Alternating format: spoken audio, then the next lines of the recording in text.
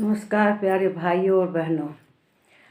हमारे हिंदू धर्म में गुरु का बहुत बड़ा महत्व है। उनके बारे में कहा गया है, गुरु गोविंदो खड़े काको लागे पाए, बलिहारी गुरु आपनो गोविंद दियो बताए।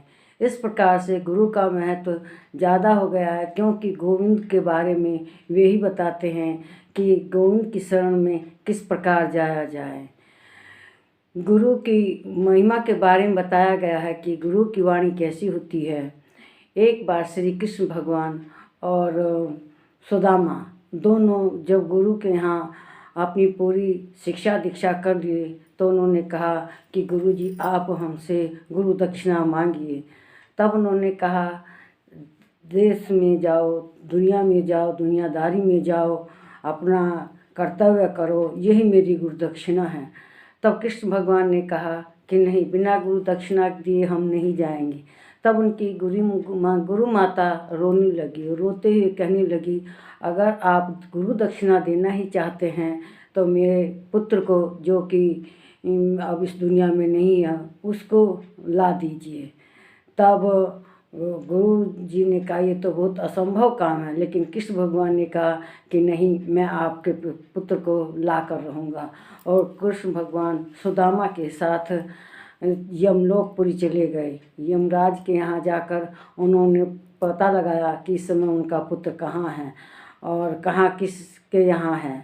तब वे गए वहाँ जहाँ पर उनका पुत्र था, पुत्र को लेकर आए। पुत्र उस समय समुद्र में डूबने के कारण सब अपना पीछे का भूल चुका था और समुद्र के किनारे उसको एक आदमी ने पाया था, अपने घर रखा हुआ था। तो उन्होंने उस लड़के को देखा कि यह इनसे एकदम भिन्न है और उन्होंने पूछा, ये लड़का आपको कहाँ मिला है? तब उसने बताया कि ये लड़का हमको समुद्र के किनारे मिला था, इसलिए अपनी याददाश्त खो दिया है। तब वो उस लड़के को लेकर गुरु जी के पास जाते हैं और गुरु जी बहुत प्रसन्न होते हैं। गुरु माता भी बहुत प्रसन्न होती है अपने पुत्र से मिलकर। तब गुरु माता कहती है कि जो आज तक मैंने पतिव्रत धर्म निभाया है उसका जितना भी पुण्य है वो आपको लग जाए। और गुरु जी कहते हैं कि मैंने भोलेनाथ की आज तक जितनी भी तपस्या की है उस तपस्या का फल तुम्हें मिल जाए। इस प्रकार श्री कृष्ण भगवान कहते हैं, इस प्रकार का वरदान तो पिता दे सकते हैं, चाहे गुरु दे सकते हैं। मैं इस आशीर्वाद से बहुत धन्य हुआ और इस प्रकार गुरु जी को प्रणाम करके उनके चरण स्पर्श करके वे चल देते हैं। गुरु दक्षिणा के बारे में, द्रोणाचार्य के बारे में भी किस्सा मशहूर है। गुरु दक्षिणा के बारे में बताते हैं कि जब उनसे पांडव और कौरवों ने शिक्षा पूरी कर ली तो कहा कि गुरु दक्षिणा मांगिए। तब उन्होंने कहा कि गुरु दक्षिणा में जो द्रुपद राजा को मेरे पास बंदी बना के ले आएगा, मैं वही गुरु दक्षिणा समझूंगा। तब पहले जाते हैं,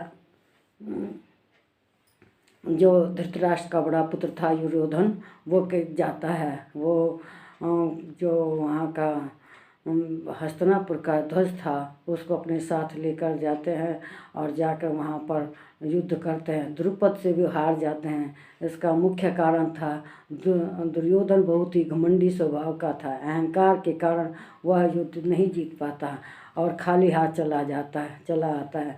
तब अर्जुन कहते हैं और युधिष्ठिर कहते हैं कि हम आपका कार्य पूरा करेंगे, हम जाकर उनको लेकर आएंगे, बंदी बनाकर लेकर आएंगे।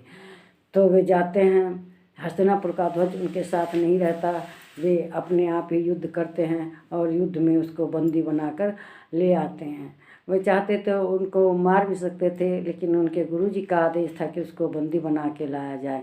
वे बंदी बना कर लाए और द्रोणाचार्य के सामने उनको उपस्थित कर दिया। तो इस प्रकार द्रोणाचार्य प्रसन्न हुए, क्योंकि वो वास्तविकता में उनका मित्र था।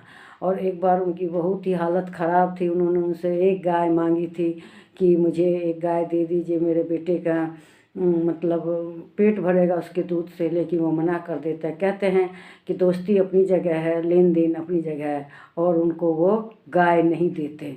तब बाद में कहते हैं कि देखो, आज दोस्ती अपनी जगह है और मेरा जो हक है एक बंदी के प्रति, जो मेरा अपना कर्तव्य है मैं वही करूँगा, तुम एक बंदी हो मेरे।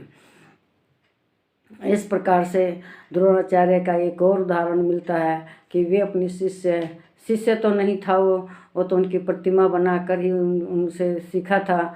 एकलव्य से कहते हैं कि अपना दाहिना हाथ का अंगूठा दे दो। वह सहर्ष काट कर उनके चरणों में अपना अंगूठा समर्पित कर देता है। लेकिन गुरु भी अपने सच्चे जो उनके शिष्य होते थे उनका ही साथ देते थे। एक बार कर्ण ने उनसे झूठ बोलकर धनुर्विद्या ग्रहण करनी चाहिए, लेकिन उसने उस समय झूठ बोला क्योंकि वो क्षत्रियों को शिक्षा नहीं देते थे। और कर्ण ने उनको अपने को ब्राह्मण बताया और ब्राह्मण बनकर उनसे बहुत बड़ी बड़ी शिक्षा ली, तरह तरह के अस्त्र शस्त्र चलाने सीखे। लेकिन एक दिन ये भेद खुल ही गया, क्योंकि परशुराम जो कि उनके गुरु थे उनकी जांग पर सिर रखकर सो रहे थे कर्ण की। तो उसी समय कर्ण को एक बिच्छू ने काट लिया और बिच्छू ने जब काटा तो उनके पैर से बहुत खून बह गया और खून बहते बहते परशुराम के नीचे चला गया। उनको भीगा हुआ महसूस हुआ तो उनकी आँख खुली। उन्होंने देखा कि इतना खून बह गया और इसने उफ तक नहीं करी, मुझे जगाया भी नहीं। इसका मतलब ये ब्राह्मण नहीं हो सकता, ब्राह्मण में इतना धैर्य होता ही नहीं। तब उन्होंने उसको शाप दे दिया कि जाओ, तुम्हारा जो धनुर्विद्या है अंत समय पर साथ नहीं देगी। और वास्तव में अंत समय में उनके धनुर्विद्या ने साथ नहीं दिया और वे अर्जुन के हाथों युद्ध में मारे गए। तो इस प्रकार से गुरु के बारे में ये कहा गया है कि गुरु के मुख से जो भी निकल जाए वो उसको शिष्य पूरा करते थे। इसी तरह का संदर्भ एक है कालिदास के काव्य रघुवंश काव्य में। उसमें उन्होंने एक गुरु शिष्य का संवाद बताया है कि गुरु जब शिक्षा पूरी दे देते हैं, दीक्षा दे देते हैं अपने शिष्य को, तो शिष्य कहता है कि हे गुरुजी आप हमसे दक्षिणा लीजिए, लेकिन वह नहीं मांगते। बहुत जिद करने पर गुस्से में हो जाते हैं गुरुजी और कहते हैं कि जाओ मुझे 1 लाख स्वर्ण मुद्राएं लाया कर दो। तब वह 1 लाख स्वर्ण मुद्रा के लिए राजा के पास जाते हैं। महाराजा भी उस समय बहुत बड़ा दान यज्ञ करके सब खाली कर चुके थे, अपना राज्य का धन को सब समाप्त हो चुका था। वे खुद मिट्टी के पात्र में भोजन कर रहे थे। तो अब वे गए, प्रणाम वगैरह हुआ सब, लेकिन उन्होंने कहा कि कहो किस काम से आए हो। तो शिष्य ने कहा कि आपकी तो मैं दशा देख ही रहा हूँ, आप क्या मुझे अब दान देंगे, अब मैं जा रहा हूँ। तो वे कहते हैं कि मेरा अपमान मत करो, जो तुम्हें चाहिए कहो। तब वह कहता है कि मेरे गुरुजी ने मुझसे 1 लाख स्वर्ण मुद्राएं कही हैं। तब वे राजा कुबेर के ऊपर आक्रमण करते हैं और उस धन के राजा कुबेर के पास आक्रमण करते हैं और धन के देवता कुबेर का सारा धन ले आकर उसको शिष्य को देते हैं। शिष्य कहता है कि मुझे इतने धन की आवश्यकता नहीं, मुझे मात्र 1 लाख स्वर्ण मुद्राओं की ज़रूरत है। उसने कहा मैं तुम्हारे लिए जीत कर लाया हूँ, इसलिए तुम सब ले जाओ। तब वह सब गुरुजी को ले जाकर देता है। गुरुजी कहते हैं मुझे नहीं चाहिए ये पूरा कुबेर का खजाना, मुझे मात्र 1 लाख स्वर्ण मुद्राएं चाहिए, क्योंकि मेरे मुंह से यही निकला था क्रोध में। तब वह शिष्य कहता है कि मैं तो आपके लिए लाया हूँ। तो लेकिन गुरु अपनी बात पर पक्के थे, उन्होंने कहा कि नहीं मैं 1 लाख स्वर्ण मुद्रा ही लूँगा।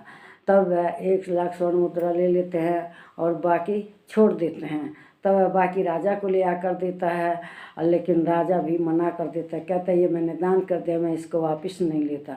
तो वह सब गरीब लोगों में वो पैसा बांट देता है। ये मतलब उस समय धन का महत्व नहीं था, केवल मुख से निकली ही वाणी का था। लेकिन आज ये परंपरा बदल गई है, लोग चाहते हैं कितना धन हम ले लें और शिष्य भी ये चाहते हैं कि कितना हम बचा लें। लेकिन उस समय गुरु परंपरा में धन का कोई महत्व नहीं होता था, गुरु जी का आदेश ही सबसे बड़ा आदेश होता था। लेकिन आज हमको इस बात का ध्यान रखना चाहिए कि शिष्य लोगों के ऊपर किसी तरह का दबाव ना डालें और शिष्य लोग भी इस बात को हमेशा ध्यान रखें कि गुरु जी के मुख से क्या निकले और क्या ना निकले, हम अपने आप ही उनकी सेवा में कुछ समर्पित करते रहें। तो ठीक है, मेरी अगर जानकारी आपको अच्छी लगी है तो वीडियो को लाइक करें, शेयर करें, इस पर कमेंट करें और मेरे चैनल को सब्सक्राइब करें। प्रणाम।